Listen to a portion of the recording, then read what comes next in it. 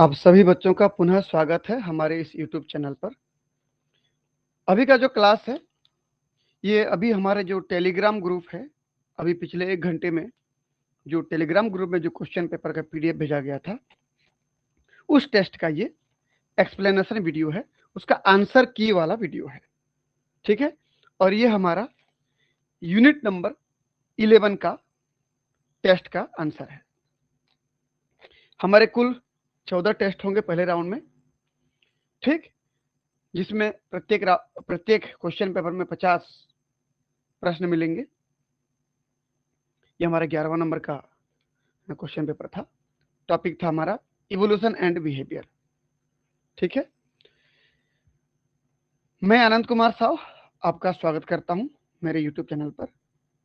यदि आप life science के स्टूडेंट हैं और सीजी सेट 2026 की तैयारी कर रहे हैं, तो आपके लिए ये वीडियो बहुत काम के लायक का है। ये मेरा मोबाइल नंबर है। आप नेट सेट गेट के बारे में किसी प्रकार का कोई जानकारी लेना चाहते हैं तो आप हमको कभी भी फोन कर सकते हैं। ये हमारा यूट्यूब चैनल का QR कोड है। आप अपने गूगल लेंस निकाल करके इसको स्कैन करके सब्सक्राइब करके हमारे चैनल का हिस्सा बन सकते हैं। ये मेरे टेलीग्राम का चैनल है। इसमें सभी लाइफ साइंस के बच्चे जुड़े हुए हैं। आप भी गूगल लेंस निकालें और इस QR कोड को स्कैन करें और जुड़ जाएं। ये हमारा व्हाट्सएप ग्रुप का QR कोड है। अपने व्हाट्सएप को ओपन करें, राइट साइड के ऊपर में जो कैमरा दिया होता है उस कैमरा को ओपन करके स्कैन करके इसमें भी जुड़ जाएं।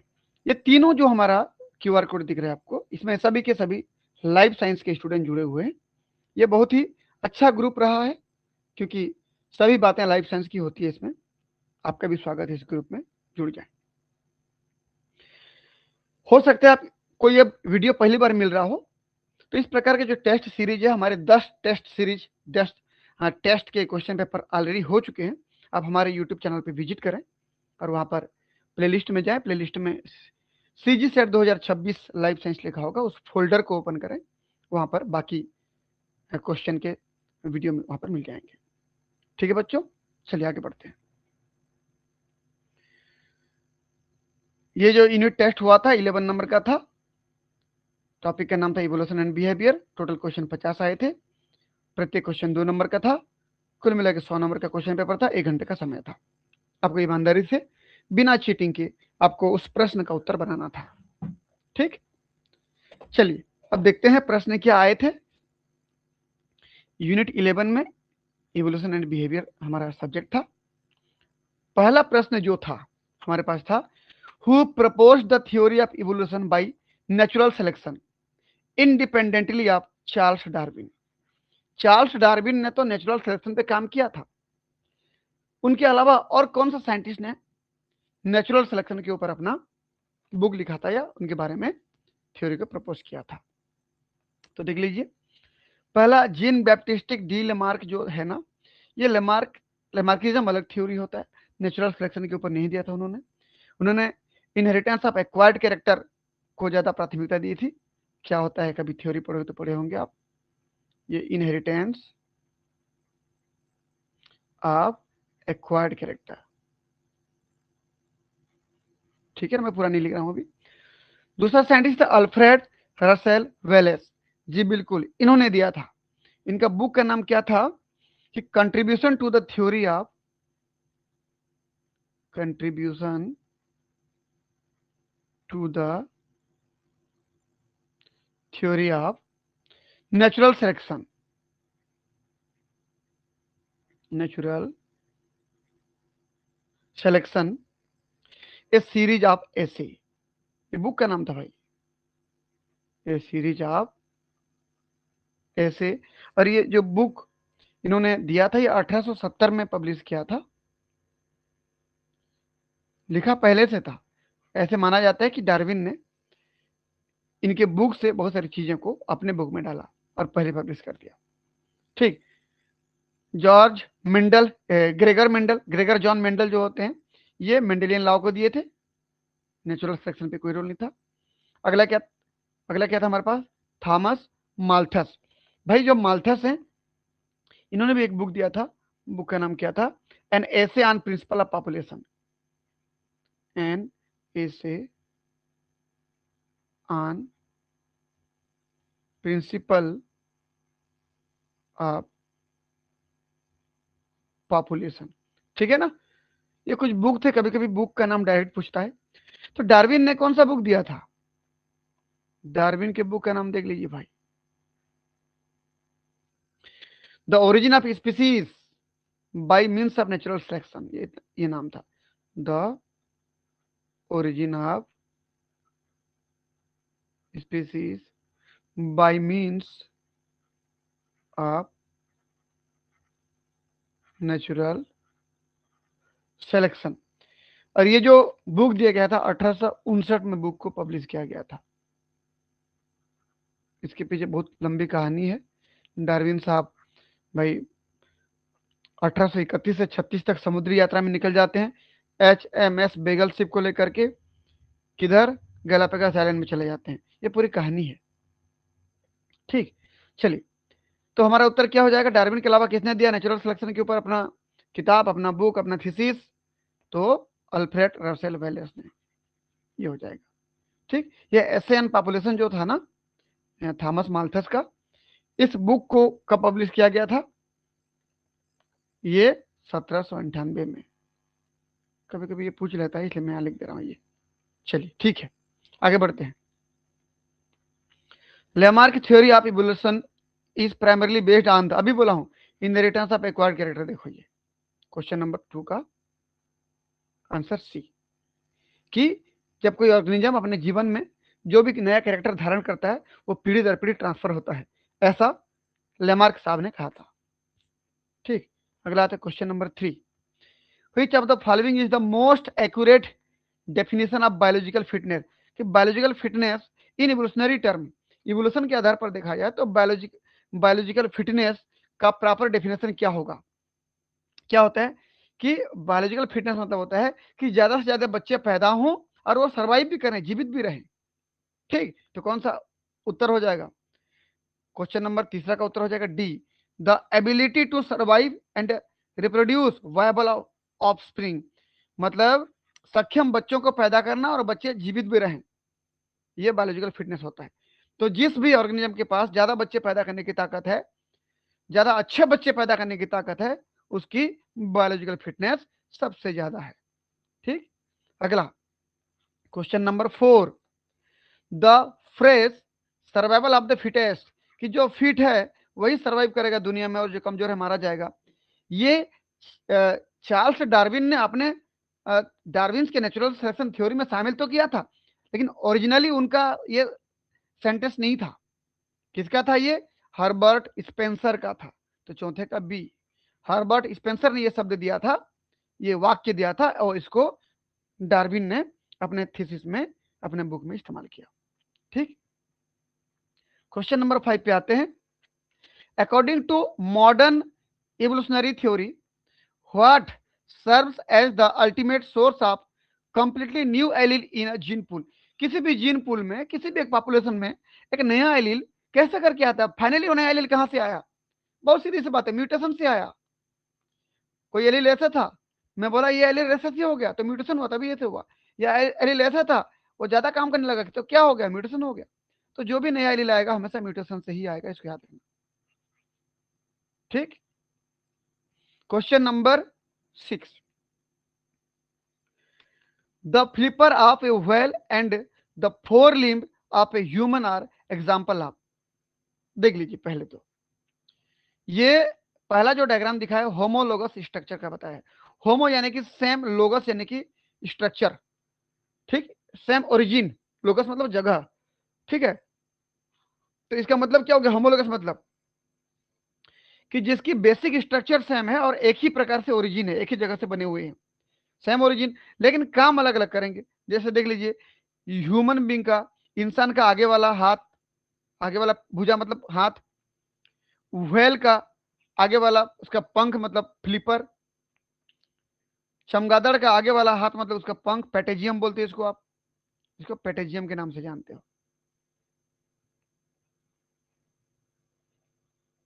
ठीक, और कैट का आगे वाला पैर मतलब ये पैर।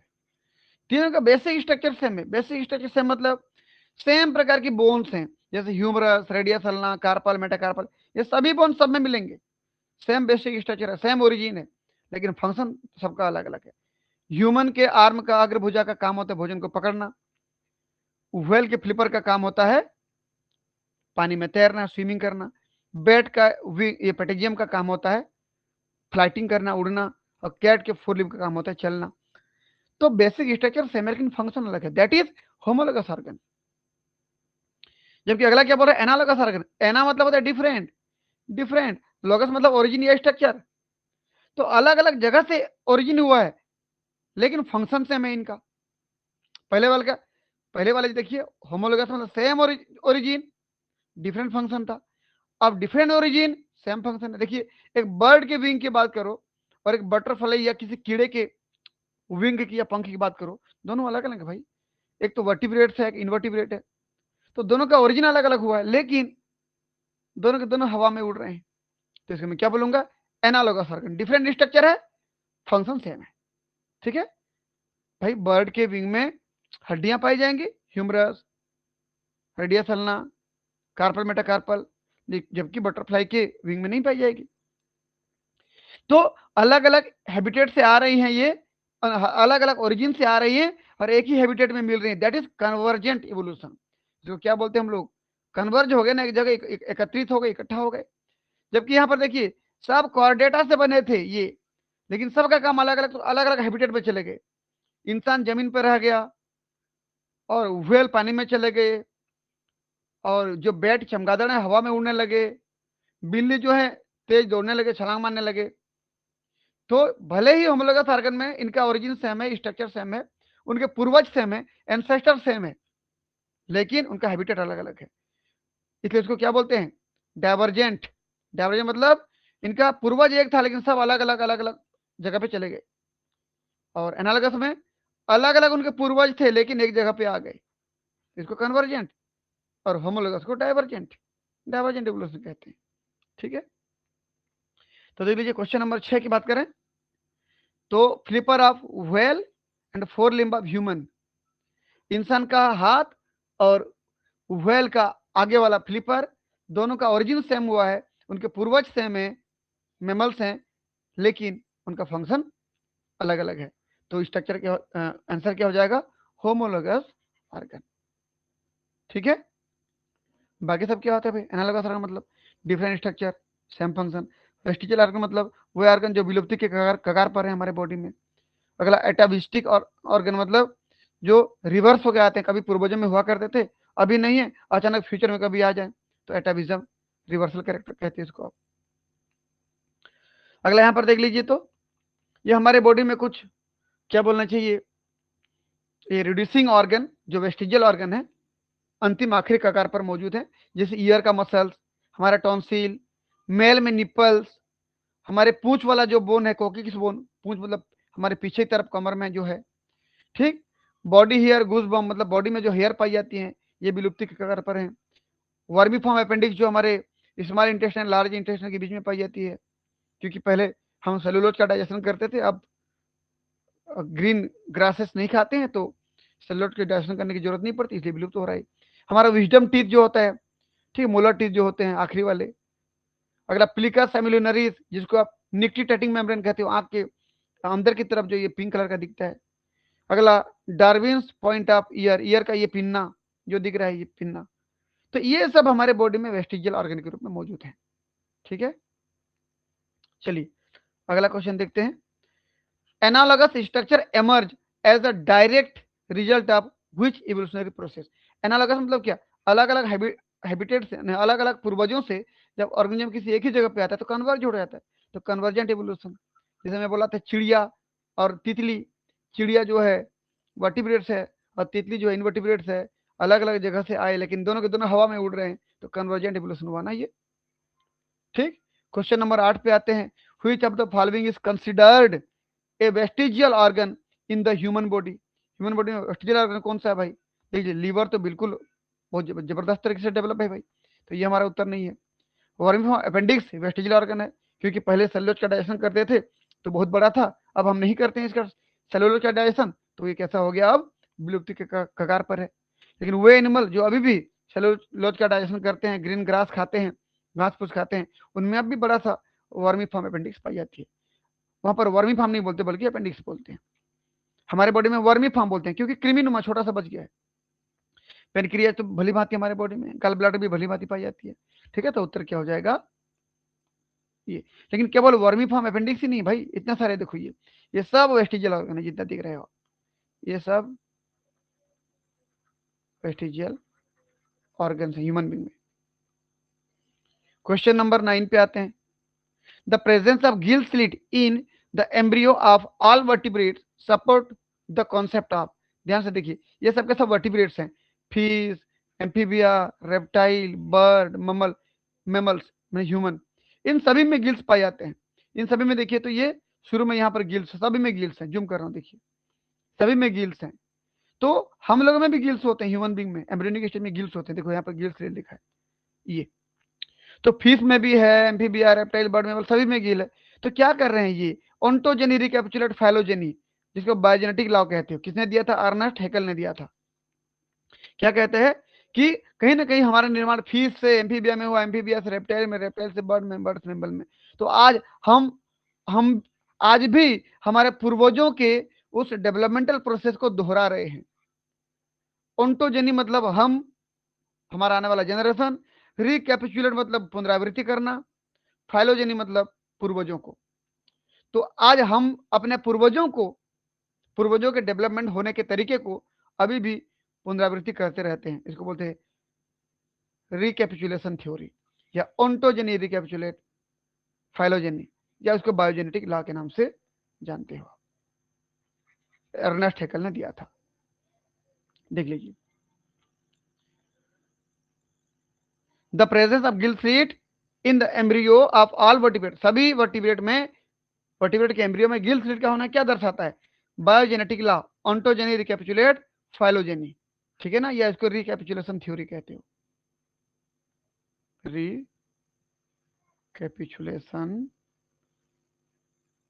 थ्योरी। बाकी मेटामॉर्फोसिस नहीं है। मेटामॉर्फोसिस में क्या होता है कि कुछ लार्वल कैरेक्टर जब गायब हो जाते हैं और एडल्ट के कैरेक्टर आ जाते हैं, उसको मेटामॉर्फोसिस कहते हैं। साल्टेशन मतलब तो होता है म्यूटेशन होना। स्पॉन्टेनियस जनरेशन मतलब कुछ नया बन जाना, ऐसा कुछ नहीं यहाँ पर, है ना।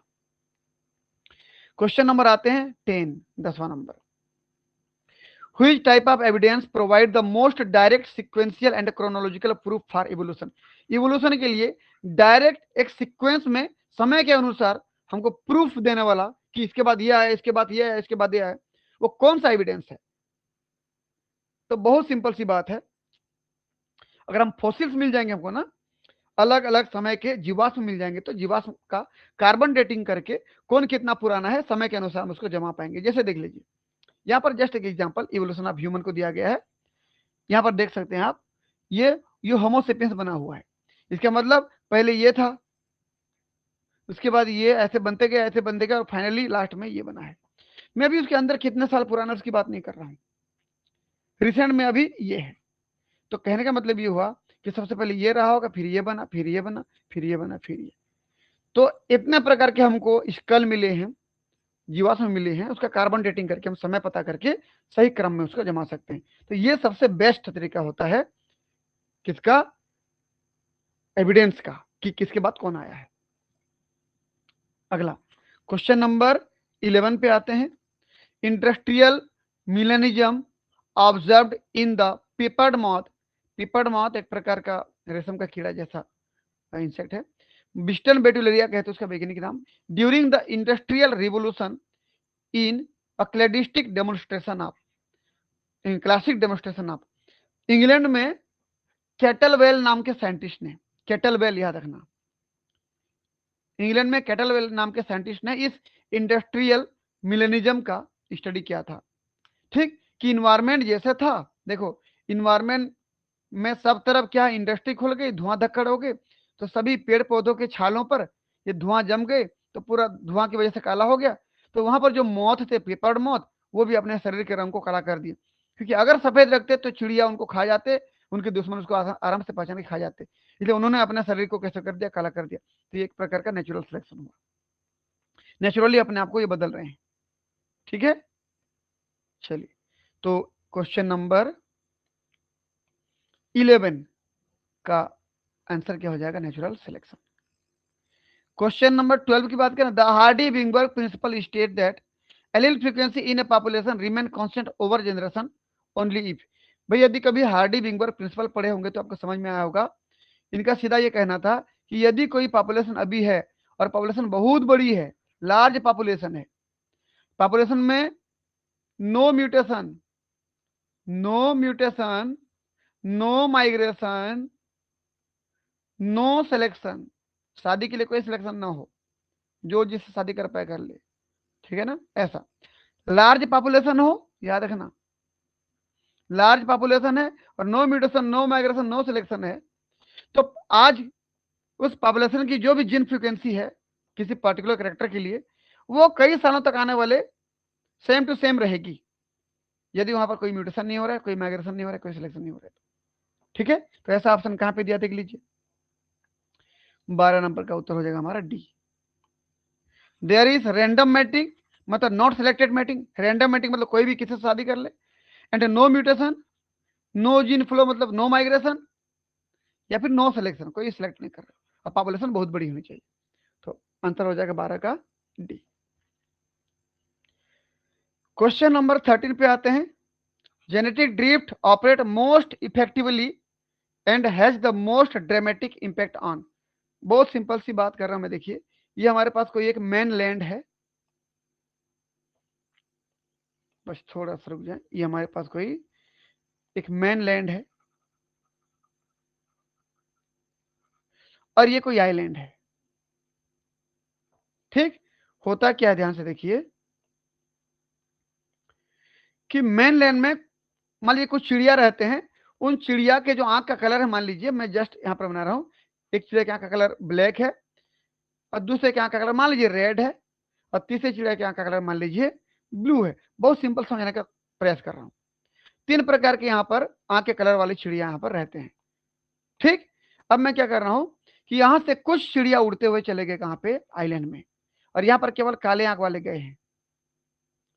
तो यहां पर जितना भी चिड़िया डेवलप होंगी, आगे जो अपना पॉपुलेशन बनाएंगी, सभी की आंख तो काला हो जाएगा ना, तो पूरा जीन फ्रीक्वेंसी क्या हो जाएगा? चेंज हो जाएगा। तो ओरिजिनल पॉपुलेशन में जो ओरिजिनल मेनलैंड में जो ओरिजिनल पॉपुलेशन था, उसका जो जीन फ्रीक्वेंसी था, उसके कुछ बंदे उड़ करके जब किसी आइलैंड में चले गए, वहां रहने लगे, तो वहां पर जीन फ्रीक्वेंसी चेंज हो गया, और जीन फ्रीक्वेंसी का चेंज होना ही जेनेटिक ड्रिफ्ट कहलाता है। और ये कब होता है? ये छोटी पॉपुलेशन जब उड़ के आती है, तो स्मॉल पॉपुलेशन जब उड़ के आती है किसी आइलैंड में, तो ऐसे हो जाता है। स्मॉल पॉपुलेशन जो उड़ के आई, यहाँ पर घर बसाया, इसलिए मैं हमेशा बोलता हूँ, एक गाना चलता है, बॉलीवुड की मूवी है, मूवी का नाम है दिल, गाना है, हमने घर छोड़ा है, रस्मों को तोड़ा है, दूर कहीं जाएंगे, नई दुनिया बसाएंगे। यहां से कुछ लोग घर छोड़ के आगे दूर आगे वहां पर नई दुनिया बसा रहे हैं, तो अपने ओरिजिनल पॉपुलेशन से जीन फ्रीक्वेंसी चेंज हो जाएगा उनका, और जो पॉपुलेशन उड़ के आए थे उसको बोलते हैं फाउंडर पॉपुलेशन। क्या कहते हैं उसको? Founder population. इस प्रकार के इफेक्ट को फाउंडर इफेक्ट कहते हैं, जो जीन फ्रीक्वेंसी चेंज होती है। ठीक है, सर चलिए देखते हैं। चलिए भाई, तो क्या बोला? Genetic drift operate, genetic drift कब होगा? Most effectively and has the most dramatic impact. कब जेनेटिक ड्रिफ्ट देखने को मिलेगा? तो कब मिलेगा जी? स्मॉल पॉपुलेशन में और स्मॉल एंड आइसोलेटेड पॉपुलेशन में, मेन लैंड से जो अलग हो जाए, आइलैंड में चले जाए, उनमें देखने को मिलेगा। ठीक, क्वेश्चन नंबर 14 पे आते हैं। A sudden drastic reduction in population size due to a natural disaster that alter the allele frequency is called. होता क्या है ये समझ लीजिए। यहां पर मान लीजिए मच्छर का बहुत बड़ा समूह था, ये ठीक, बहुत ज्यादा मच्छर हुआ करते थे। मैं बोला अचानक क्या हो गया कि बहुत ठंड पड़ गई। जब बहुत ठंड पड़ गई, यहां पर ठंड पड़ी, विंटर सीजन आ गया, विंटर सीजन आ गया, तो बहुत सारे मच्छर इस विंटर सीजन में ग्रो नहीं कर पाए, मारे गए। जो बच गए वो आगे इधर अगले जनरेशन में आगे बढ़ेंगे वो। तो इसी को कहते हैं बॉटल नेक इफेक्ट। क्यों? क्योंकि पहले देखिए कितना सारा हुआ करते, देखो ये, अब यहाँ कुछ बच गए बस, ऐसे करके बॉटल जैसे बन गया। जो इस नेक यानी गर्दन यानी कि इस विंटर सीजन को पार करके बढ़ गए, जी गए, सर्वाइव कर गए, वही आगे बढ़ेंगे। तो इसको क्या कहते हो आप? बॉटल नेक इफेक्ट। तो 14 का उत्तर क्या हो जाएगा? बी। क्योंकि सडन अचानक चेंज होगा ये, तो पॉपुलेशन साइज जो बहुत ज्यादा हुआ करती थी मच्छर की, अचानक कम हो जाएगी ठंड मौसम के बाद। यहाँ पर ठंड मौसम क्या है? एक प्रकार का नेचुरल डिजास्टर है, प्राकृतिक आपदा है उन मच्छरों के लिए। ठीक है, तो 14 का उत्तर क्या हो जाएगा? बी।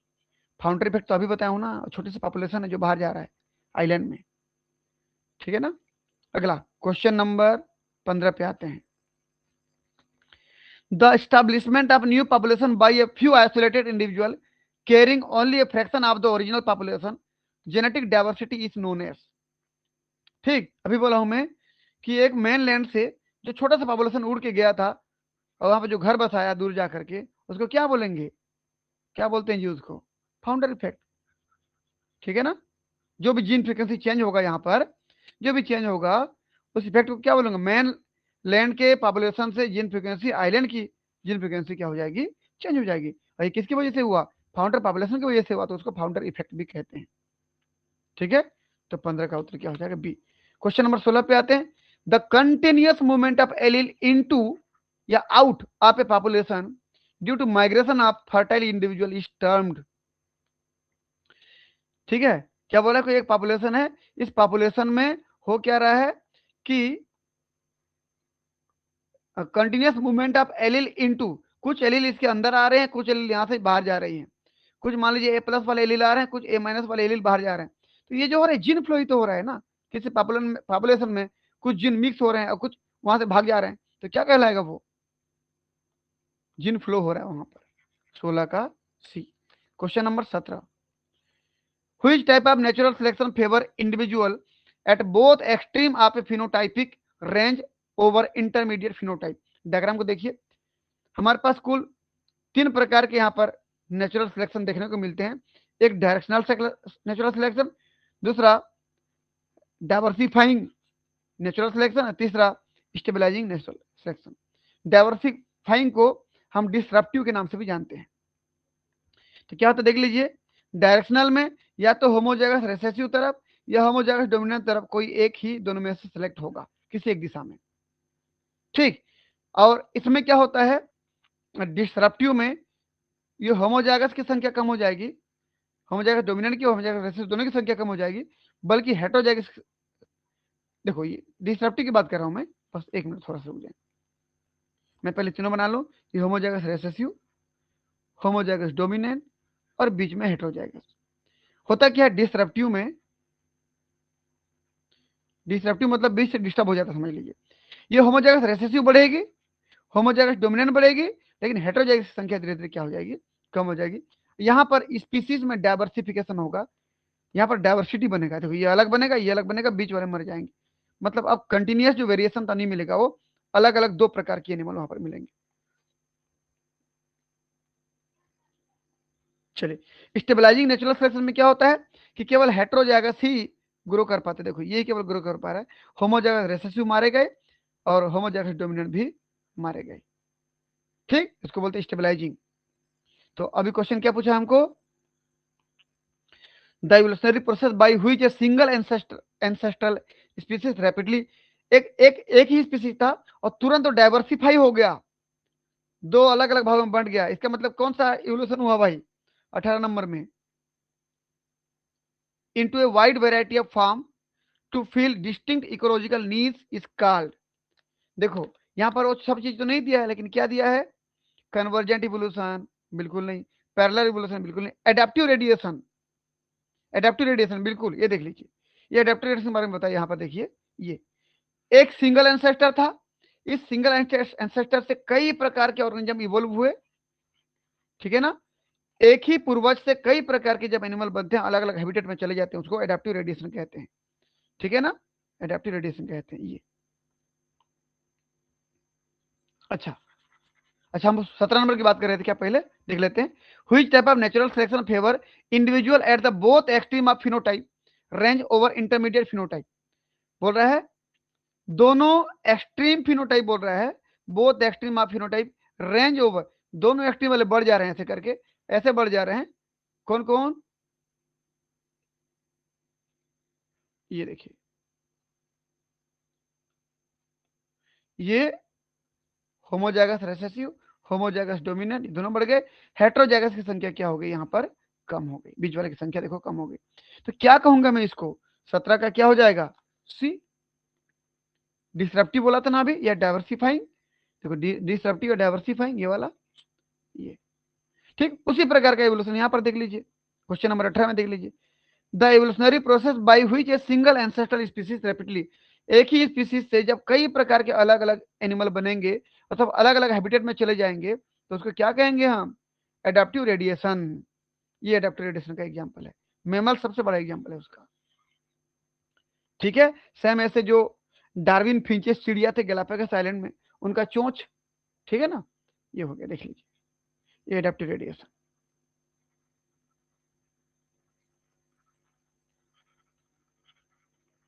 ठीक है, समझ में आ गया? एक सिंगल स्पीसीज जब कई प्रकार के अलग अलग एनिमल को इवॉल्व करती है, तो सभी एनिमल अपने अपने अलग अलग हैबिटेट में चले जाते हैं, तो प्रोसेस क्या कहलाती है? एडाप्टिव रेडिएशन कहलाती है। क्वेश्चन नंबर 19 पे आते हैं। Allopatric speciation occurs when a new species evolve due to.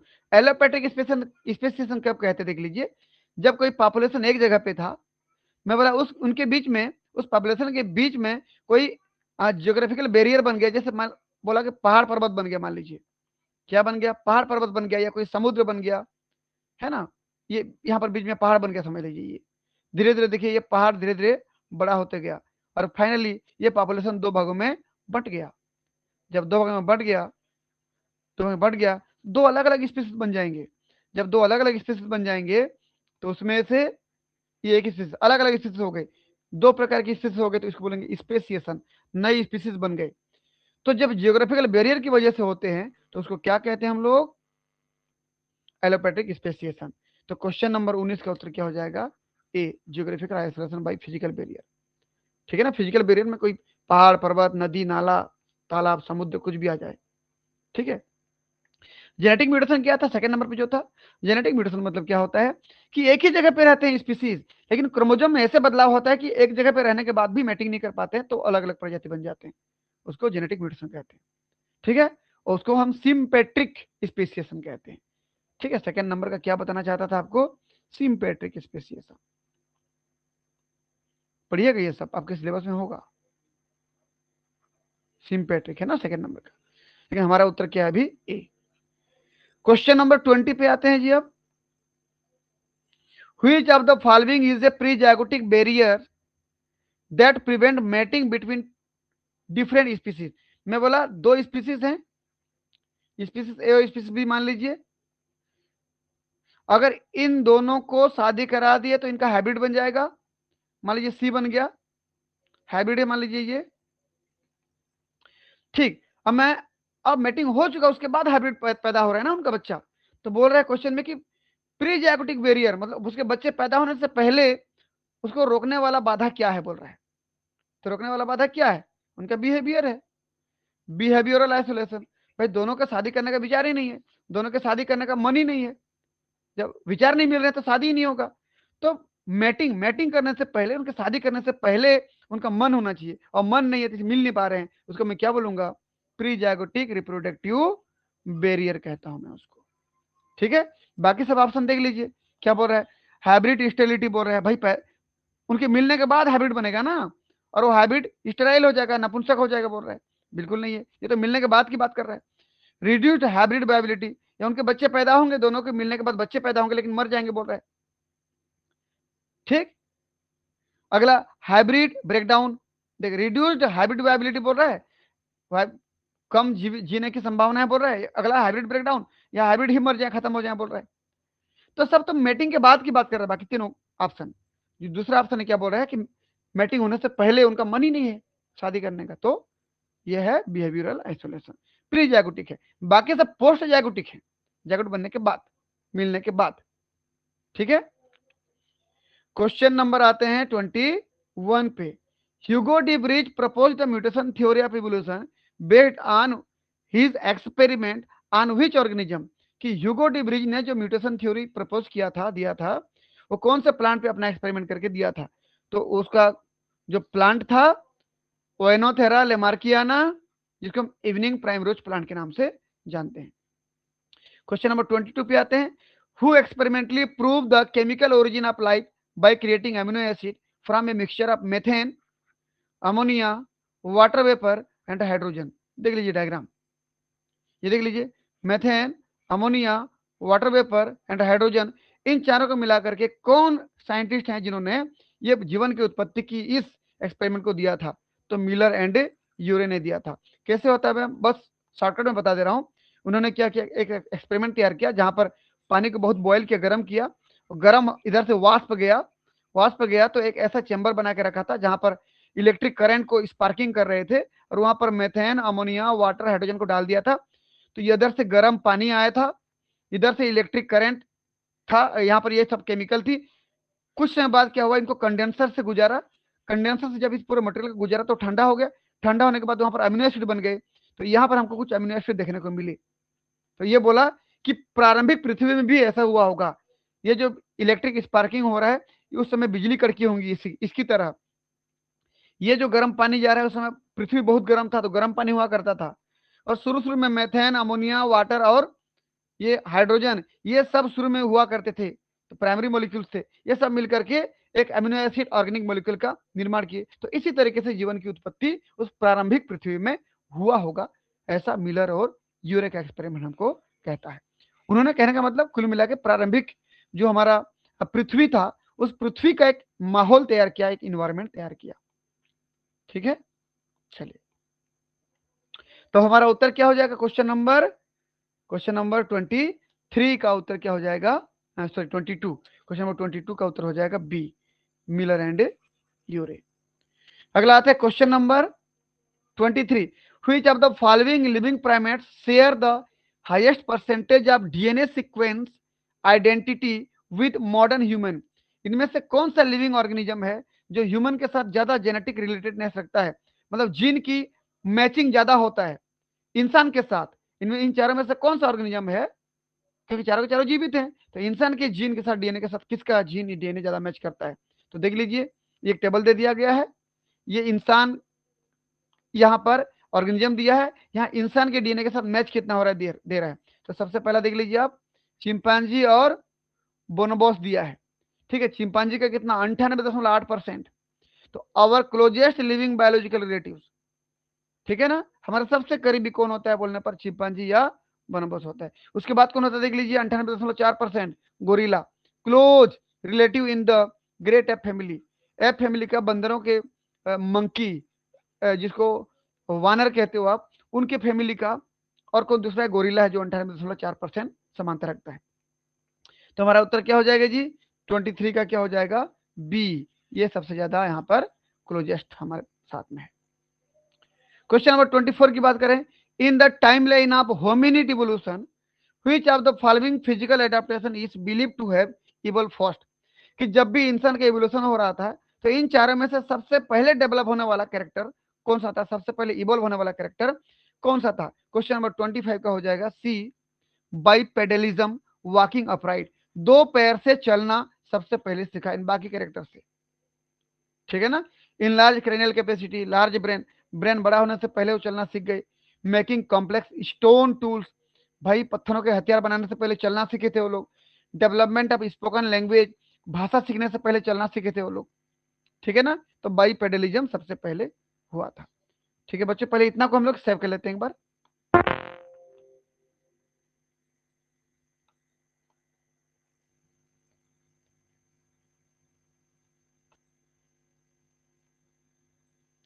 चलिए जी, अब आगे बढ़ते हैं हम क्वेश्चन नंबर 25 की तरफ। क्वेश्चन नंबर 25 क्या कहता है, देखिए ध्यान से। Which hominid species is widely recognized in the fossils record as the first to use the control fire? Fossils record के आधार पर, जीवाश्मीय प्रमाण के आधार पर, कि कौन सा होमिनिड का स्पीसीज, इंसान का एक इंटरमीडिएट स्पीसीज, जो आग जलाने का काम सबसे पहले किया। ठीक है, तो कौन है वो? क्वेश्चन नंबर 25 का उत्तर क्या हो जाएगा हमारे पास? सी, होमो इरेक्टस। इसको याद रखना आप। क्वेश्चन नंबर 26 पे आते हैं। Which of the following represent the largest most expensive division of time on the geological time scale. इसको जानने के लिए पहले इसको देखिए, सबसे बड़ा जो टाइम होता है ईोन होता है, देखिए ईोन, फिर उसके बाद एरा, फिर उसके बाद पीरियड, फिर उसके बाद इपोक। आप ये समझ लीजिए जिस प्रकार से हम वर्ष वर्ष को बड़ा मानते हैं, उसके बाद वर्ष को 12 महीने में बांट दिया गया, ऐसे एरा को बांट दिया गया, ईोन को एरा में बांट दिया गया, फिर महीनों को हमने हफ्तों में बांट दिया, ऐसे पीरियड में बांट दिया इधर, फिर हफ्तों को दिन में बांट दिया, 7 दिन बराबर एक हफ्ता बराबर 7 दिन होता है, बोले ये बांट दिया। सेम ऐसे सबसे बड़ा समय यहाँ पर कौन सा है, सबसे बड़ा समय ईोन है, फिर उसके बाद एरा है, फिर उसके बाद पीरियड है, उसके बाद इपोक है। कुल मिला के 2 ईोन है, फिर एरा 6 है, फिर पीरियड इधर देखिए सबके अलग अलग है, फिर इपोक है। तो चलिए यहाँ पर देखते हैं, उसको पूरा याद करना भाई आप लोग, है ना। तो which of the following represent the largest most expensive division of time on the geological time scale. तो सबसे बड़ा टाइम कौन सा है बोल रहा है जियोलॉजिकल टाइम स्केल में, तो कौन है भाई, ईोन है, सबसे बड़ा है।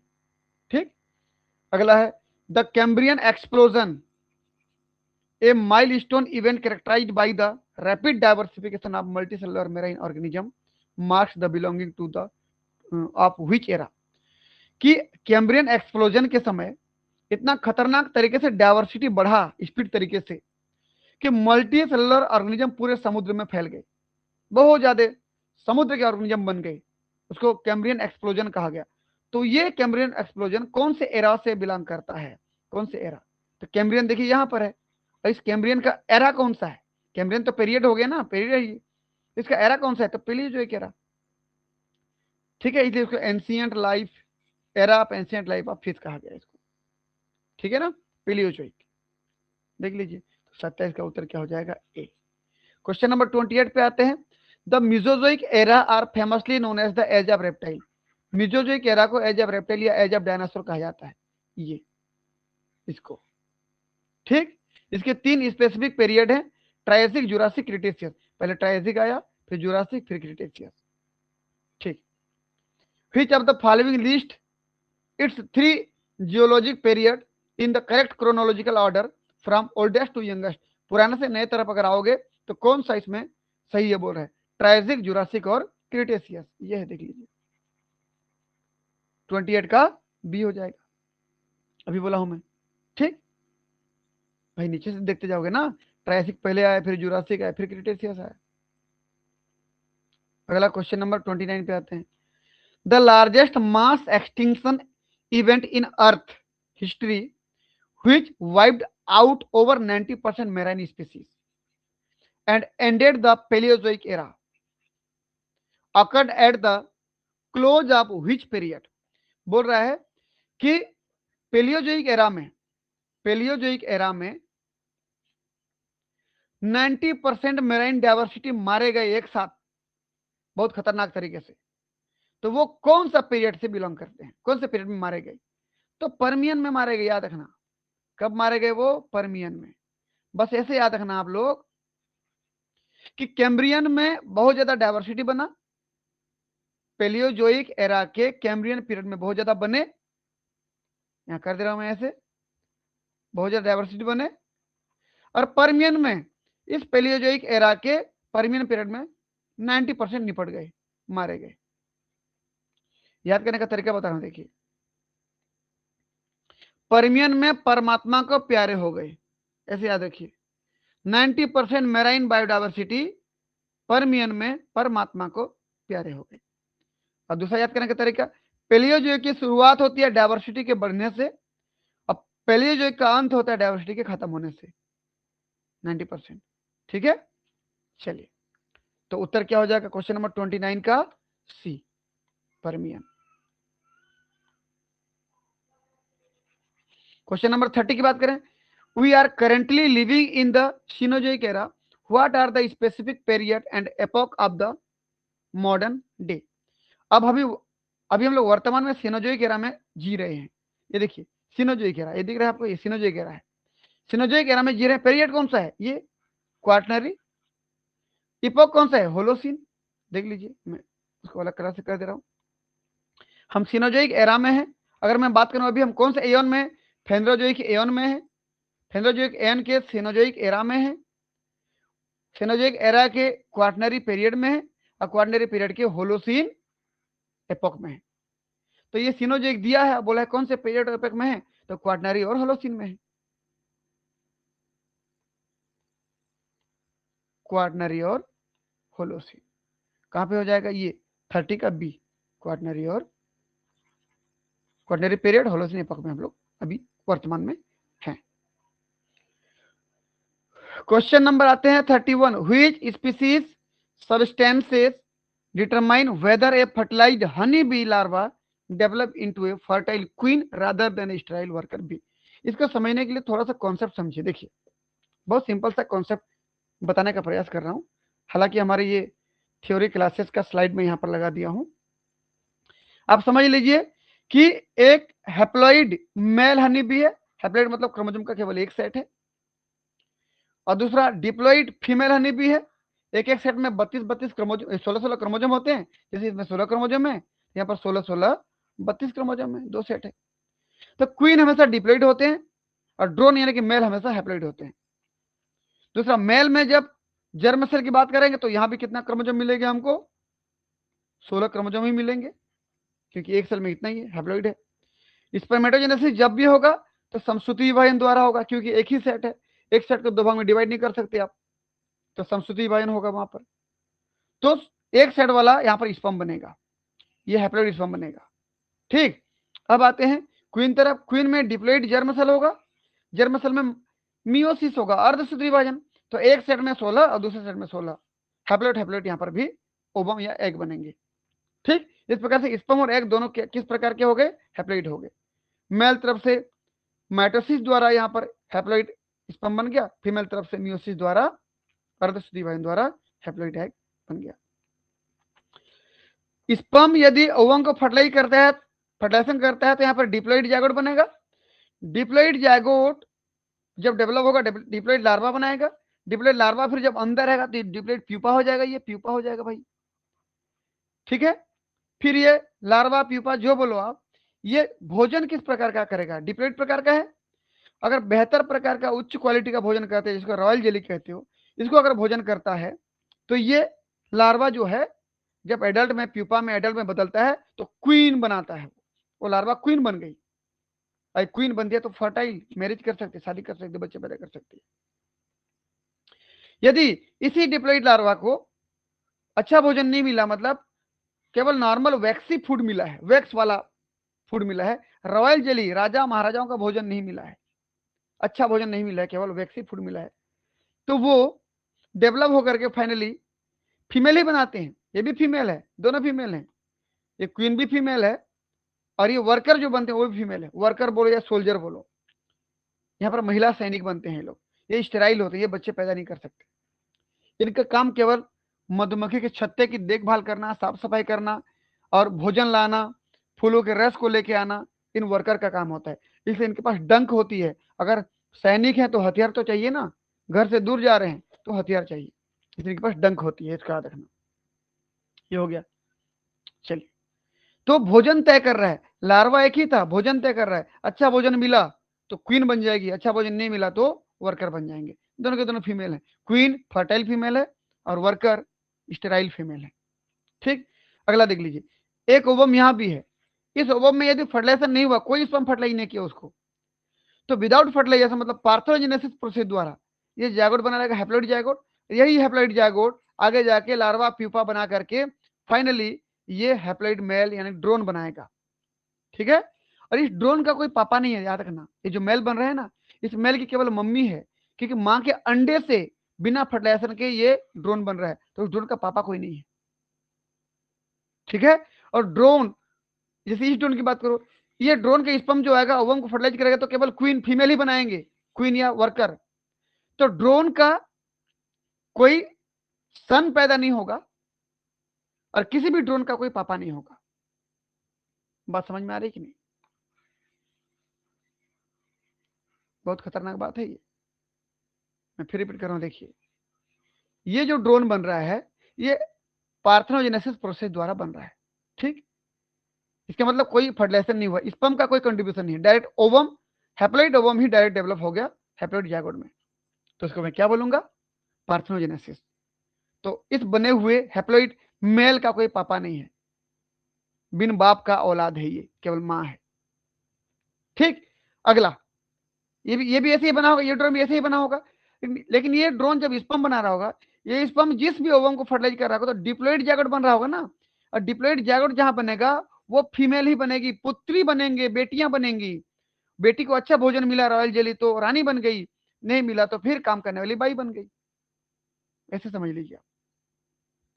ठीक है, तो ड्रोन का कोई बेटा नहीं बनता है और किसी ड्रोन का पिता नहीं होता है, इसको याद रखना। चलिए, ज्यादा एक्सप्लेन नहीं करूंगा, वीडियो लंबा हो जाएगा, है ना। आगे देखते हैं, यहां पर एक साइंटिस्ट है कार्ल रीटर वॉन फिश, इन्होंने और दो साइंटिस्ट के साथ मिलकर के, निकोलस टिनबर्जन और कॉनरेड लॉरेंज के साथ मिलकर के 1973 में उन्होंने नोबेल प्राइज लिया था अपने एक बेस्ट काम के लिए। काम क्या था देख लीजिए, हनी बी में डांस को उन्होंने डिस्कवर किया था, हनी बी के बिहेवियर को डिस्कवर किया था। उन्होंने देखा कि दो प्रकार की डांस करती है हनी बी। यदि मधुमक्खी के छत्ते से 50 से 100 मीटर की दूरी पर कहीं भोजन रखा हुआ है, वो भोजन को लाती है मधुमक्खियां, उनकी जो वर्कर होती हैं, लाती हैं छत्ते पे, और बाकी जो छत्ते में मौजूद थी वर्कर हनी भी, उनको खाना बांटते समय नाचते नाचते बांटती हैं। तो फूड डिस्ट्रीब्यूशन करते समय जो डांस करती हैं उसको राउंड डांस कहते हैं। राउंड राउंड घूम करके डांस करते हैं, देखो ये राउंड ऐसे घूम रहे हैं, ऐसे देखो, ऐसे घूम घूम करके बांटती हैं, उसको राउंड डांस कहते हैं। दूसरा वेगल डांस होता है, क्या होता है कि जब मधुमक्खी के छत्ते से भोजन की दूरी, भोजन मतलब फूलों के बगीचा जो बागान है उसकी दूरी 150 मीटर लगभग होती है, वहां से मधुमक्खियां अपना भोजन लेके आती हैं और बाकी छत्ते में उपस्थित मधुमक्खियों को, रानियों, क्वीन को, वर्कर को, सॉरी वर्कर को केवल ना, क्वीन को नहीं, वर्कर को ये बताती है कि उस दिशा में मैंने फूलों का पूरा बगीचा देखा है, चलो सब चलते हैं। जब डायरेक्शन बताती हैं तो उस डायरेक्शन में पूंछ को दिखा दिखा के घुमा घुमा के नाचती हैं, उसको कहते हो डायरेक्शनल क्लू। तो डांस को बोलते हैं वेगल डांस या वेग टेल डांस, पूंछ को घुमा घुमा करके नाचना, भोजन की दिशा में पूंछ को दिखा करके घुमा घुमा के नाचती है, तो ये कहलाता है वेगल डांस। ठीक है, तो चलिए अब क्वेश्चन पे आते हैं हम लोग। तो which specific substances determine whether a fertilize honey bee larva develop into fertile queen rather than style worker, कि जो डिप्लॉइड जायगोट था, जो लार्वा बना, उसको कौन सा भोजन मिलता है जिसकी वजह से वो क्वीन बन जाती है, ना कि वर्कर। तो कौन सा भोजन है वो, रॉयल जेली। अगला question, question number 32, what type of unique communication behaviour do scout honey bee use to inform the hive, inform हो रहे हैं ना, डायरेक्शन बता रहा है, to about a rich food source located more than 75 metre away, अपने छत्ते से जो 75 मीटर की लगभग दूरी पर जो भोजन है, उस भोजन की दिशा को बता रहे हैं कुछ मधुमक्खियां कि उस दिशा में भोजन रखा है, तो दिशा बता रहे हैं, मतलब कौन सा, नाच नाच की दिशा बताते हैं ना, पूंछ को हिला ला करके, तो उसको मैं क्या बोलूंगा, उसको क्या बोलता हूं जी, वेगल डांस या वेग टेल डांस। ठीक है ना, ये हो गया। अगला, honey bee drone develop from unfertilize egg, drone किससे बनता है, अनफर्टिलाइज एग से, डायरेक्ट एग से बनता है बिना स्पर्म की मदद के, through the specialize process known as, किस नाम से जानते हो उसको आप, उसको पार्थेनोजेनेसिस के नाम से जानते हो। अभी बताऊं कि ड्रोन का कोई पापा नहीं होता और किसी ड्रोन का कोई बेटा नहीं होता, मतलब जितना ड्रोन पैदा होते हैं सब बिना बाप के होते हैं, केवल माँ होती है उनकी। ठीक है, अगला क्वेश्चन नंबर 34 पे आते हैं। Which of the following correctly describe the biological nature and primary role of worker bee with a colony, worker bee का काम क्या होता है, वर्कर बी का काम क्या होता है, इनका काम सिर्फ ये होता है कि मधुमक्खी के छत्ते की देखभाल करना, और खुद मतलब फर्टाइल नहीं होती है, अनफर्टाइल होती है, बच्चे पैदा नहीं कर सकते, स्टेराइल होती है, तो केवल रसों, फूलों के रसों को ढूंढती हैं, फूलों के बगीचाओं को ढूंढती हैं, भोजन लाती हैं, और मधुमक्खी के छत्तों को चारों तरफ से सुरक्षा करती हैं, दुश्मनों से बचाती हैं। ठीक है, तो आंसर क्या हो जाएगा 34 का, बी देख लीजिए, स्टेराइल होती है, बच्चे पैदा नहीं कर सकती, फोरेजिंग मतलब खाना लाती हैं। ठीक, अगला, hive maintain and defence, hive मतलब छत्ते को मेंटेन करती है और छत्तों को बचाती भी है दूसरों से। 34 का बी हो गया।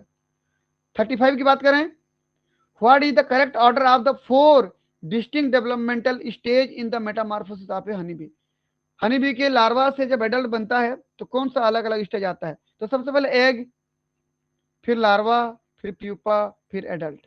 ठीक है, तो 35 का उत्तर क्या हो जाएगा? सी। एग होगा, फिर लार्वा, प्यूपा, फिर adult. Question number 36, which of the following terms describe an innate, innate मतलब जन्मजात, highly stereotyped behaviour that once triggered by a sign stimulus must be carried to completion. कि ऐसा कौन सा एक व्यवहार है हमारे बॉडी में जो माता पिता से डायरेक्ट हमारे बॉडी में आता है, बस उसको एक बार उत्तेजित कर दीजिए तो वो बिहेवियर फिर पूरी तरीके से कंप्लीट हो जाती है। तो उस प्रकार के बिहेवियर को क्या कहते हैं? Fix action pattern. ठीक है ना, पहले से फिक्स था हमारे बॉडी में, माता पिता से आया था, जेनेटिकली कोड था, बना हुआ था, बस उसको एक बार स्टिमुलेशन कर दो फिर पूरा कर देगा। ठीक, चलिए अगला क्वेश्चन नंबर आते हैं 37 पे।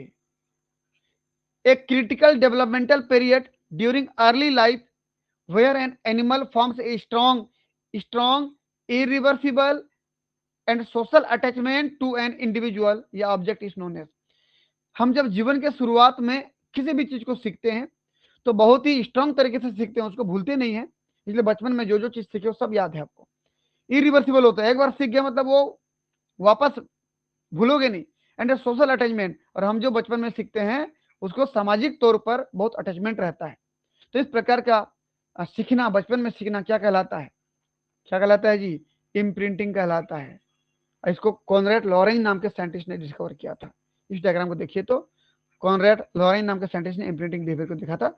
बहुत बढ़िया एग्जांपल किया, देखिए बतख, बतख मतलब माँ है मान लीजिए, ये उनके बच्चे पीछे पीछे आते हैं, ये बतख जिस डायरेक्शन में मुड़ेगी उसके बच्चे ऐसे मुड़ेंगे। बतख, ये बतख जो है जिस पानी में जहां पर डूबेगी ये भी वहीं पे जाके डूबेंगे, जहां निकलेंगे पानी के बाहर वहीं पर ये बच्चे भी निकलेंगे। माँ को पूरा कॉपी करती हैं बचपन में ना। तो बचपन में जो भी चीजें सीखती हैं उसको हम क्या बोलते हैं? इम्प्रिंटिंग। हमारे भी बच्चे, छोटे छोटे बच्चे जो बचपन में सीखते हैं, हमको देख के सीखते हैं, उसको क्या कहते हैं हम लोग? इम्प्रिंटिंग कहते हैं। ठीक, question number 38, when a specific animal behaviour increase the evolutionary fitness of other individual while decreasing the fitness of the actor, it is classified as. कि एक ऑर्गेनिज्म क्या करता है, ऑर्गेनिज्म मान लीजिए ए है ये और एक ऑर्गेनिज्म मान लीजिए बी है। तो ऑर्गेनिज्म ए क्या करता है? अपनी फिटनेस को कम करके दूसरे को मदद कर रहा है, जब दूसरे को मदद कर रहा है अपना खुद का घाटा करके दूसरे को मदद कर रहा है। तो इस प्रकार की बिहेवियर क्या कहलाती है? क्या कहलाती है इस प्रकार की बिहेवियर? एल्ट्रुइज्म कहलाती है, एल्ट्रुइज्म कहलाती है। इसके बहुत बढ़िया बढ़िया एग्जाम्पल है, यहाँ पर एक एग्जाम्पल देख लीजिए, ये देख लीजिए स्क्वायरल, स्क्वायरल यानी कि क्या बोलते हैं उसको? गिलहरी। गिलहरी अपने बच्चों को बचाने के लिए अपने आप को न्यौछावर कर देती है। यदि उनके बच्चों को कोई बाज देख लेती है, कोई सांप देख लेता है, तो इसकी माँ उस सांप से लड़ जाती है, भिड़ जाती है अपने बच्चों को बचाने के लिए। उनके बच्चों को बोलती है बच्चों भागो, मैं हूं अभी। बच्चे भाग जाते हैं, बिल में घुस जाते हैं। इस माँ, छोटी सी माँ है और बड़े बड़े सांप से लड़ जाती है, बड़े बड़े बाज से लड़ जाती है। ठीक, अपना घाटा करके अपने बच्चों को बचाने का प्रयास कर रही है, उसको क्या कहते हैं? एल्ट्रुइज्म। किसने दिया था? विलियम डी हैमिल्टन ने। ठीक है ना, तो एक साइंटिस्ट ने नहीं दिया था, और भी एक दो साइंटिस्ट उनके साथ में थे। चलिए अगला क्वेश्चन है 39, a dog salivating at the sound of a bell because the sound has been repeatedly paired with the presentation of food is a classic example of। क्या बोल रहा है? देख लीजिए, ये इवन पॉलो नामक साइंटिस्ट ने क्लासिकल कंडीशनिंग का बिहेवियर दिया था। इसमें क्या किया था? एक कुत्ते को भोजन दिखाया, कुत्ते के बॉडी में उसके जीभ से लार, मुंह से लार निकला, उसको अनकंडीशनल रिस्पॉन्स कहते हैं क्योंकि अचानक भोजन दिया उसको। फिर उसी कुत्ते के सामने घंटी बजाई, देखा तो कोई लार नहीं निकल रहा है, सलाइवेशन नहीं हुआ, लार नहीं निकला। फिर अब क्या किया? इस कुत्ते को बांध लिया एक कमरे में, एक्सपेरिमेंट किया, घंटी बजा के खाना दिया, और ऐसा कई महीनों तक किया, 5-6 महीनों तक किया। तो कुत्ते को एक चीज समझ में आ गया कि जब भी घंटी बजती है मुझे खाना मिलता है। फिर अगली बार उन्होंने क्या किया? तो एक कंडीशन तैयार होने के बाद क्या किया? केवल घंटी बजाया। घंटी बजाते ही कुत्ते के मन में तो बैठा हुआ था कि जब भी घंटी बजे खाना मिलेगा, ये जान रहा था वो। घंटी बजा दिया, खाना नहीं दिया लेकिन ना, घंटी बजा दिया, कुत्ते के मुंह से लार निकलना शुरू हो गया। That is conditioning response. इसको बोलते हैं क्लासिकल कंडीशनिंग। आप किसी एक ऑर्गेनिज्म को ऐसा ट्रीट कर दे कि उसका वो आदी हो गया है, आदत लग गई उसको। ठीक है, घंटी बजते खाना मिलने वाला प्रोसेस 6 महीना तक किए, तो एक दिन केवल घंटी बजा दिए, खाना नहीं दिए, तो लार उसका धुआंधार निकलने लगा। इसको बोलते हैं क्लासिकल कंडीशनिंग। तो उत्तर क्या हो जाएगा 39 का? सी। कुत्ते वाला जो सिलेक्शन वाला बिहेवियर तो क्लासिकल कंडीशनिंग था। क्वेश्चन नंबर 40 पे आते हैं। What type of directional movement occurs when an organism move toward या away from a specific stimulus such as light या केमिकल कंसेंट्रेशन। कि जब कहीं पर लाइट पड़ रही है, कोई केमिकल आ रहा है, तो कोई एनिमल या तो उसकी तरफ जाता है या उसकी विपरीत दिशा में भागता है। ये प्रोसेस क्या कहलाता है? प्रोसेस कहलाता है टैक्सिस। क्या कहलाता है? टैक्सिस कहलाता है। ठीक। क्वेश्चन नंबर हम 41 पे आते हैं। The progressive decline in an animal behaviour response to a repeated irrelevant stimulus that lack any positive या negative consequences is called। Question number 41 देख लीजिए, ये देख लीजिए, ये हैबिचुएशन का बहुत बढ़िया एग्जांपल है। ये इसमें क्या होता है, कुछ चिड़िया देख लीजिए आप, ये चिड़िया क्या कर रहे हैं, ये जो खेतों में काग भगोड़ा होता है, स्केयर क्रो जिसको बोलते हो, जब ये गाड़ देते हैं, पहले तो ये देखिए कि चिड़िया इस खेतों में आ रही थी, बिंदास आ रही थी दाना चुगने के लिए।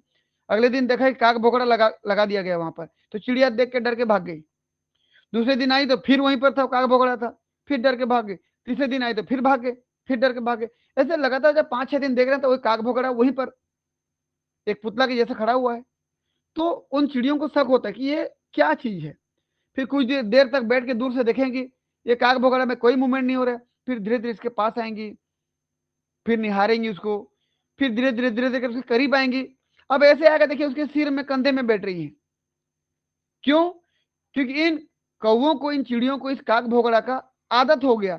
शुरू में तो डर रही थी, लेकिन जब उनको पता चला कि इस काग भोगड़े से उनको कोई नुकसान नहीं है, कोई खतरा नहीं है, तो आके उसके सिर पर, उसके कंधे पर बैठ रही है। अब उनके मन में वो डर भाग गया। इस प्रकार के बिहेवियर को हैबिचुएशन कहते हैं, जिसमें बिहेवियर शुरू में ज्यादा रिस्पॉन्स देते हैं ऑर्गेनिज्म, फिर बाद में जब धीरे धीरे उनको लगता है कि उनके लिए कोई खतरा नहीं है, तो धीरे धीरे उनके प्रति डरने वाला व्यवहार धीरे धीरे कम होते जाता है।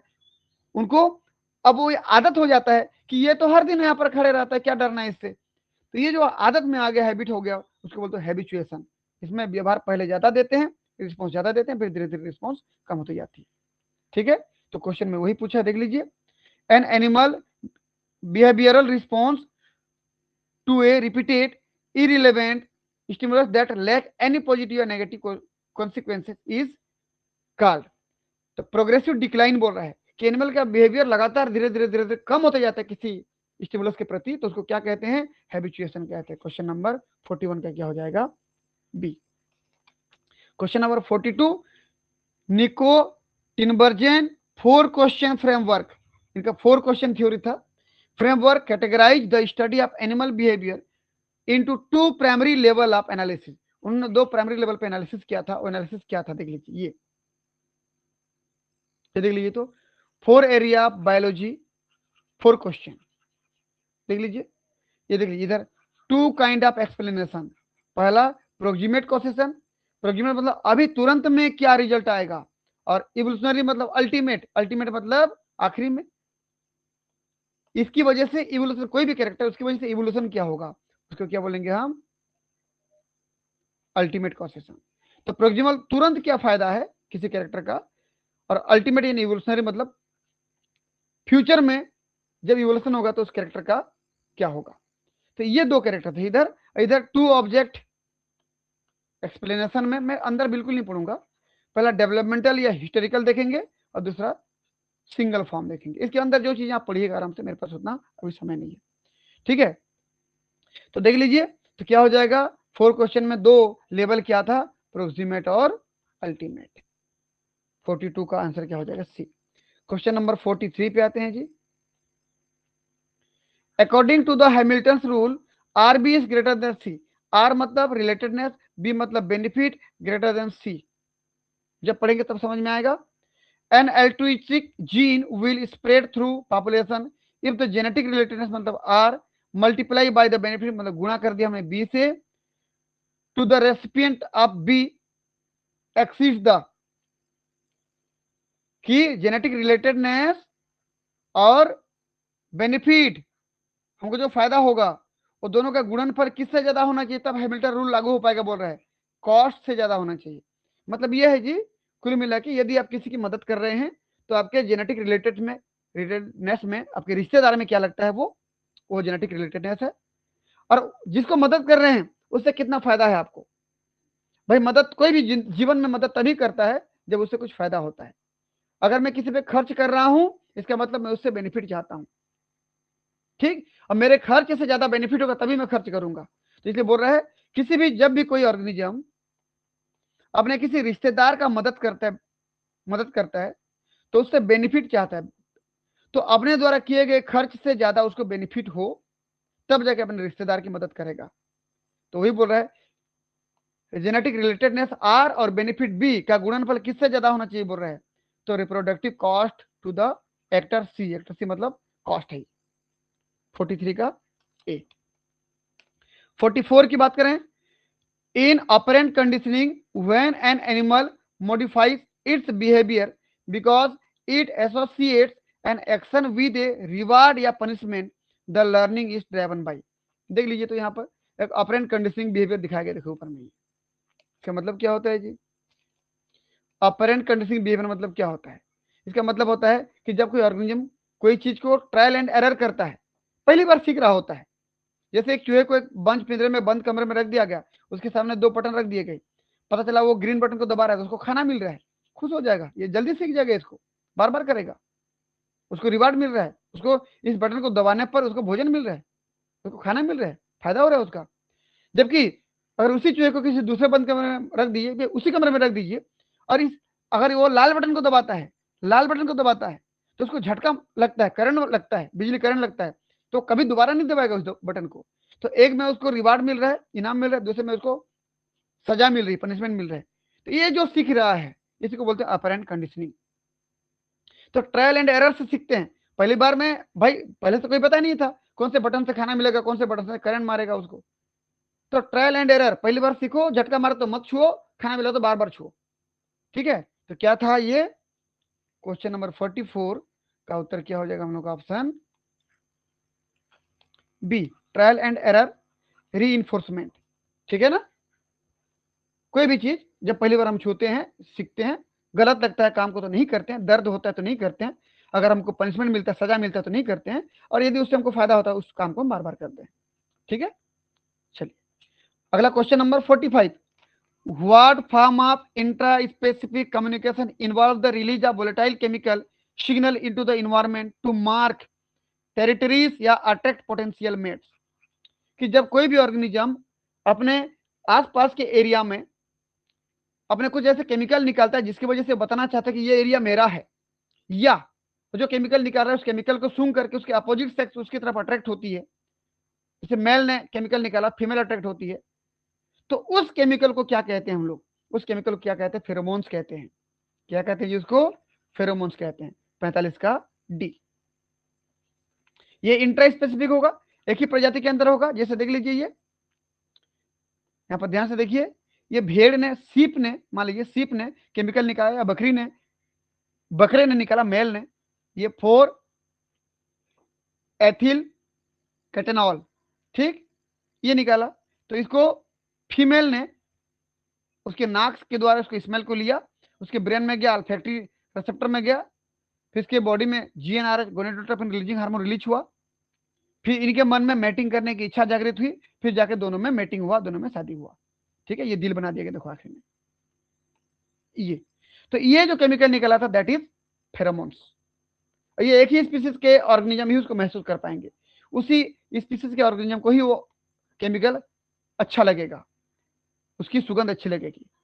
वरना जब बकरा हमारे गली से गुजर रहा होता है उसका स्मेल हमको कितना खराब लगता है, लेकिन उसी के फीमेल को वही स्मेल अच्छा लगता है क्योंकि उसके लिए फेरोमोन्स है वो, ठीक है ना। बकरे की कभी गंध सुन, मतलब महसूस किए हैं, आपके गली से गुजरता हुआ जब जाएगा तो आसपास के एरिया को पूरा महका देता है, अपनी खुशबू फैला देता है।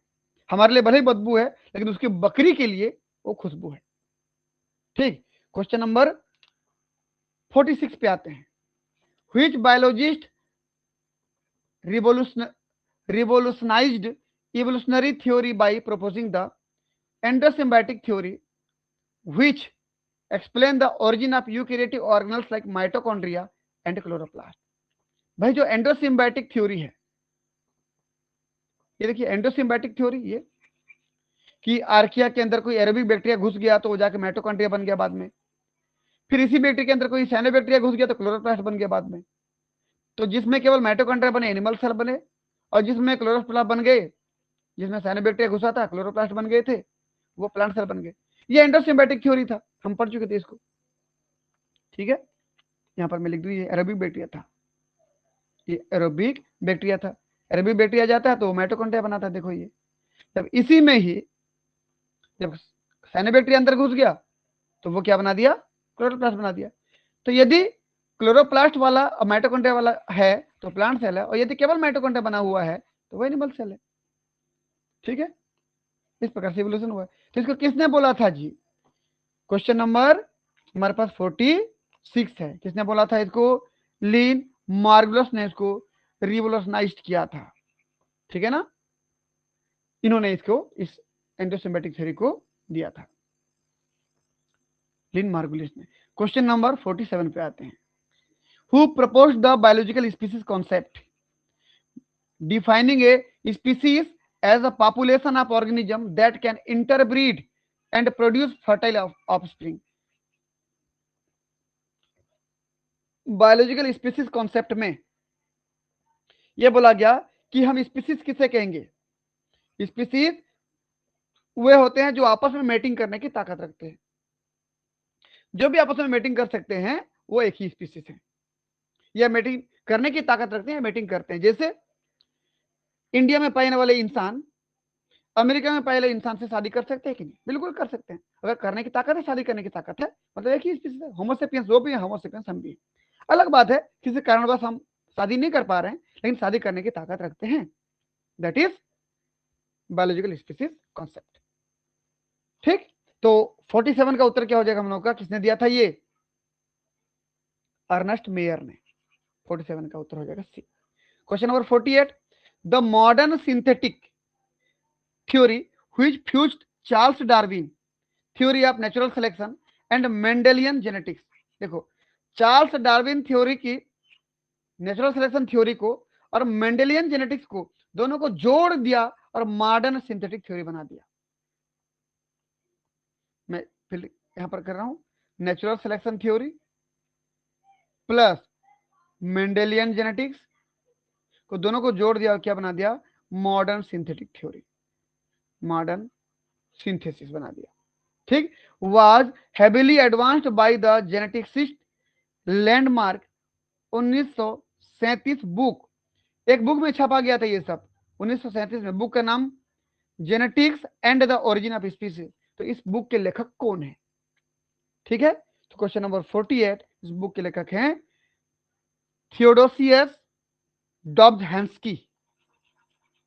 ये बुक देख लीजिए आप, genetics and the origin of species, ठीक। थियोडोसियस एंड डॉब्झांस्की, ये देख लीजिए, ठीक। अब आते हैं क्वेश्चन नंबर 49 पे। क्या कहता है देख लीजिए। Which evolutionary biologist popularize the gene centred view of evolution in the 1976 की बुक है द सेल्फिश जीन। कौन सा साइंटिस्ट है जो जीन को टारगेट में रखते हुए एक बुक को लिखा था, और बुक का नाम था जीन द सेल्फिश जीन। 1976 में बुक लिखा था, उस साइंटिस्ट का नाम क्या है? तो साइंटिस्ट का नाम देख लीजिए, ये जूम कर रहा हूं, देखिएगा। देखिए, the selfish gene, Richard Dawkins, ठीक, रिचर्ड डॉकिंस, 49 का बी। चलिए अगला question number 50, the theory of punctuated equilibrium theory which states that evolutionary history consist of long period of stasis interrupted by a sudden burst of speciation was co-proposed by which paleontologist। क्या बोल रहा है कि punctuated equilibrium जो theory दिया गया, punctuated equilibrium की जो थ्योरी दिया गया, थ्योरी क्या कहता है कि जो जितना भी जियोलॉजिकल टाइम स्केल चला आ रहा है, ये जितना भी जियोलॉजिकल टाइम स्केल अब तक चला आ रहा है, ये पूरा सब स्टेसिस था, नॉर्मल था। अचानक किसी एक पॉइंट पर ढेर सारे स्पीसीज बन गए। जैसे मैं अगर बात करूं, यहां पर देख लीजिए टाइम स्केल में, ये सबसे ज्यादा स्पीसीज कहां बने, कैम्ब्रियन में। बाकी में सब नॉर्मल चल रहा था, अचानक कैम्ब्रियन में ज्यादा बन गया। तो इसी को मैं क्या बोलूंगा, इनका जो एक स्थायीपन था वो डिस्टर्ब हो गया और अचानक स्पीसीज ग्रो कर गए वहां पर। इसी को हम क्या बोलते हैं, पंक्चुएटेड इक्विलिब्रिया। क्या कहते हैं इसको हम, पंक्चुएटेड इक्विलिब्रियम थ्योरी। तो इस थ्योरी को दिया किसने था, थ्योरी को दिया किसने था, गिवन बाय नाइल्स एल्ड्रेज, नाइल्स एल्ड्रेज। ये इन्होंने दिया था। लेकिन क्वेश्चन ये नहीं पूछा यहां पर, को प्रपोज उनके साथ कौन थे बोल रहा है। तो उनके साथ कौन थे, गिवन बाय तो नाइल एल्ड्रेज। उनके साथ कौन थे, तो साथ में जो थे वो थे स्टीफन जय गॉल्ट। कौन थे उनके साथ, साथी थे भाई ये, स्टीफन जय गॉल्ट। ठीक है ना, साथी पूछा है यहां पर, को प्रपोज बोला है, किसने दिया नहीं बोला, किसने दिया तो नाइल एल्ड्रेज, किसने साथ दिया तो स्टीफन जय गॉल्ट।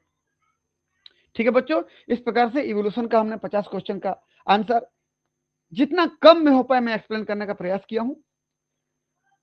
आपका कितना सही कितना गलत हुआ अब तक जैसे करते आए यूट्यूब के कमेंट बॉक्स पे जा करके, टोटल कितना क्वेश्चन अटेम्प्ट किए तो 50। फिर मैं रिपीट करूंगा, यदि किसी भी एग्जाम में नेगेटिव मार्किंग नहीं है तो पूरा प्रश्न हल करिए, 50 हल कर दिया। मान लीजिए इनकरेक्ट 5 हो तो 5 लिख दीजिए, करेक्ट 45 हो तो 45 लिख दीजिए। इस प्रकार लिख करके अपना नाम लिख करके भेज दीजिए, ताकि मैं देख पाऊं और इमेजिन कर पाऊं, ये अनुभव कर पाऊं, ये महसूस कर पाऊं कि आपका लेवल क्या है इस सब्जेक्ट में। ठीक है, यदि आप हमारे इस यूट्यूब चैनल पर पहली बार इसी वीडियो में आए हैं तो हमारे चैनल को सब्सक्राइब कर दें। और वीडियो अच्छा लगा, यदि आपको अच्छा लगा तो लाइक भी कर दें, शेयर भी कर दें, ताकि आपके जैसे किसी जरूरतमंद बच्चे को इस प्रकार की वीडियो भी प्राप्त हो पाए, वो भी इसका लाभ ले पाए। ठीक है बच्चों, मिलते हैं फिर नेक्स्ट किसी ऐसे टेस्ट के डिस्कशन में। तब तक के लिए आप सभी प्यारे बच्चों का बहुत बहुत धन्यवाद। Thank you.